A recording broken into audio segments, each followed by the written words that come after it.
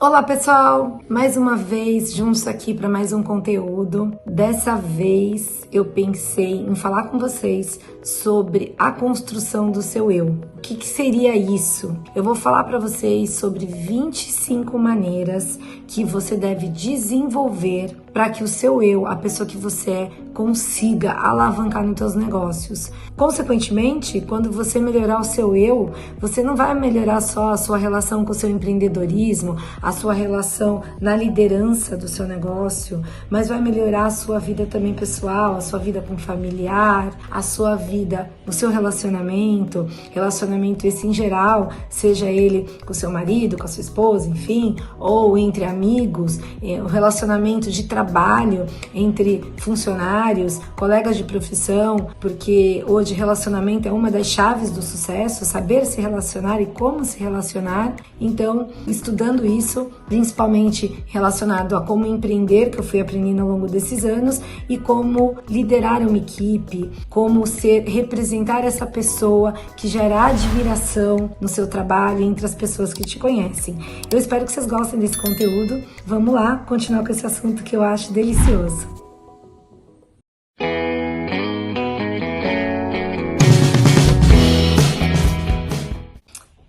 Primeira mudança que você deve realizar para o seu eu, que é seu gestor, o gestor do seu conhecimento. A primeira que eu vou te falar é sobre autoconhecimento. Nós precisamos entender e ter autoconhecimento, consciência das nossas mazelas, começar a entender que a gente não é perfeito e que essa busca constante da perfeição pode nos fazer muito mal. Quando a gente começa a entender que a gente tem que buscar a nossa melhoria, mas sabendo das nossas limitações e tendo conhecimento disso, já é o grande passo para a mudança. Então eu desejo que vocês façam uma reflexão, conheçam as limitações, reconheçam aquilo que está te limitando, que você precisa melhorar, que dificulta a sua vida, seja em qualquer setor que for, e não fiquem preocupados e neuróticos em serem perfeitos naquilo que vocês fazem, mas sim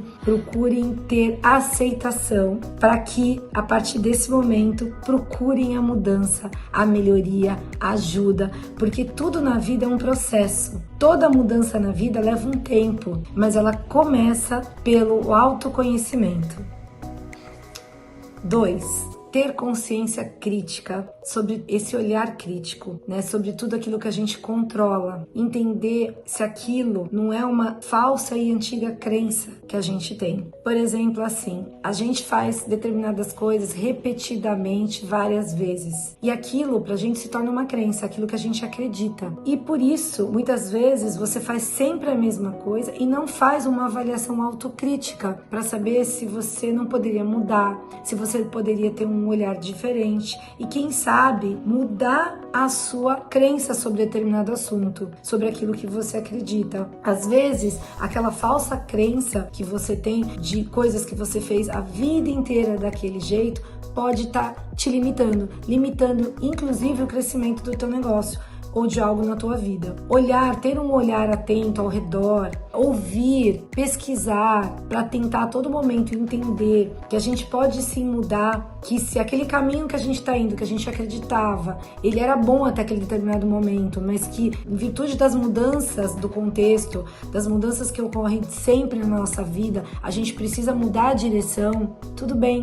Então, autocrítica tá sempre com essa antena ligada para entender se as nossas crenças são realmente válidas, se a gente não precisa se experimentar, passar por uma outra experiência para mudança dessas crenças. Eu vou exemplificar uma coisa que eu falo em relação a crenças, que é em relação ao que acontece muito lá no meu consultório, que o paciente chega, senta e fala para mim: eu tenho medo de dentista, eu tenho medo de anestesia. E aí eu falo assim: por que você tem medo de dentista? Consequentemente, ele vai me falar: eu já tive 1, 2, 3, 4 experiências com dentista, que eu tive dor, que não foram legais. Então, a partir dali, ele adquiriu a crença de que aquilo, ir ao dentista é ruim, que ele tem medo de dentista. Então, como é que a gente faz? Se ele tiver autocrítica e se permitir a viver novas experiências, possivelmente a crença dele vai mudar. Isso vai fazer com que ele se liberte daquele medo. Ele vai abrir novas portas. Então, ele só consegue mudar essa crença quando ele vive novas experiências.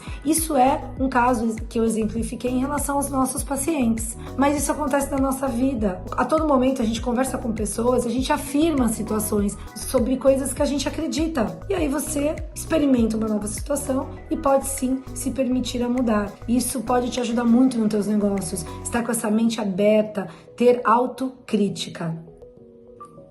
3. Ser autônomo. Desenvolver a capacidade de fazer escolhas e saber que cada escolha vai sim realizar uma escolha e ter uma perda. Aprender a conviver com isso. Saber que a gente precisa desenvolver a capacidade de decisão para que a gente faça nossas escolhas. Isso é difícil, né? A gente ter essa autonomia de vir em determinadas situações, momentos que a gente precisa decidir. Isso é uma capacidade como todas as outras na nossa vida que a gente aprende a desenvolver. Quando a gente percebe que quando a gente faz uma escolha, a gente abdica de outras coisas e que para ganhar alguma coisa a gente perde outra e que tá tudo bem, esse processo fica muito mais simples. Eu gosto sempre de exemplificar com a minha vida, né? Experiências que eu vivi, mas que talvez quando você esteja ouvindo isso, você leve isso pra tua vida, para momentos que você tá vivendo, em decisões que você precisa tomar. A maioria das vezes, quando eu tenho que tomar uma decisão, é difícil. Eu aprendi a desenvolver essa capacidade. Eu sou uma pessoa hoje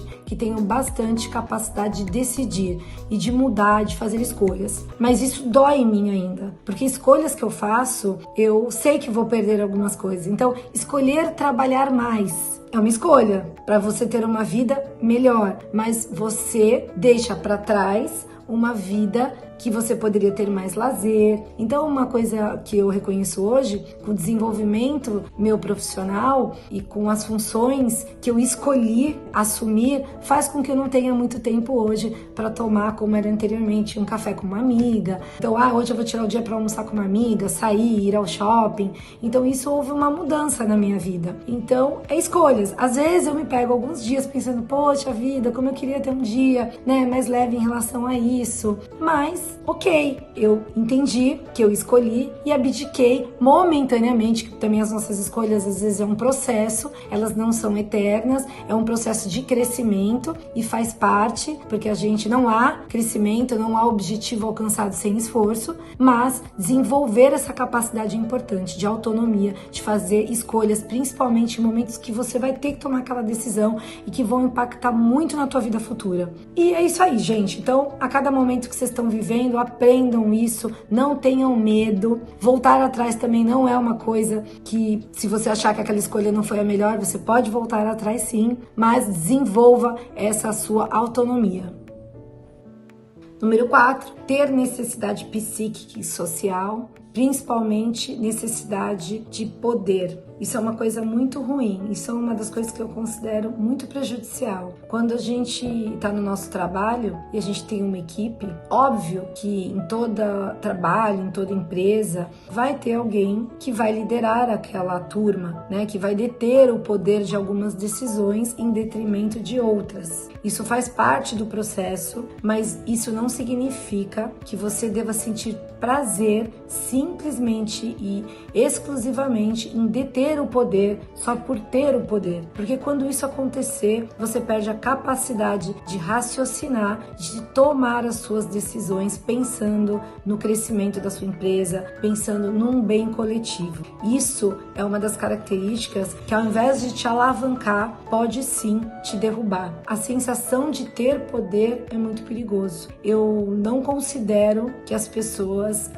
sejam diferentes umas das outras em relação a isso. Eu considero sim que as responsabilidades que assumimos são diferentes dentro dessa empresa, dentro do nosso negócio, dentro da nossa vida, mas que a gente não deve usar isso de maneira negativamente. Então aprenda a construir o seu eu, como eu falei desde o início, se baseando e trabalhando todas essas funções. E se você conseguir trabalhar a metade delas ou aquelas que você considera que te prejudicam mais ou não são legais, isso vai fazer você ser um ser humano muito mais incrível e, consequentemente, tudo que está ao redor vai melhorar, inclusive o teu objetivo, o teu sonho de conquistar, né, o teu sucesso tão almejado no teu negócio. 5. Gerenciamento dos seus pensamentos. Eu já gravei um vídeo anterior falando muito sobre ansiedade e sobre a importância de gerenciar nossos pensamentos. A gente deve controlar nossos pensamentos em relação ao passado, porque viver com os nossos pensamentos no nosso passado pode nos trazer um quadro depressivo, porque a gente fica focando em algo que aconteceu lá e que muitas vezes não foi bom, ou que te fez sentir algo que até hoje você não conseguiu, né, melhorar esses aspectos e te levar a um quadro depressivo. E também ter aquele pensamento muito acelerado em relação ao futuro, ao que vai ser hoje, amanhã, isso também não vai te trazer nada de benefício. Então, o gerenciamento dos nossos pensamentos, eu considero, tem muitos itens que a gente precisa desenvolver para construir um eu, um ser melhor, mais bem estruturado, e aí sim juntar com tudo aquilo que a gente adquiriu de técnica, mas esse é fundamental, porque esse pode, além de tudo, te adoecer. E se te adoecer a tal ponto que ao invés de você ter energia para continuar, você pode sofrer um processo que te paralisa. E aí não vai adiantar nada você ter tantos estudos, ser tecnicamente tão maravilhoso, ter feito MBA, em administração, em gestão, em empreendedorismo, e você está paralisado por um processo da sua mente que você não conseguiu controlar. Então, aprendendo todos esses processos, você vai se fortalecer sim e vai atingir seus objetivos.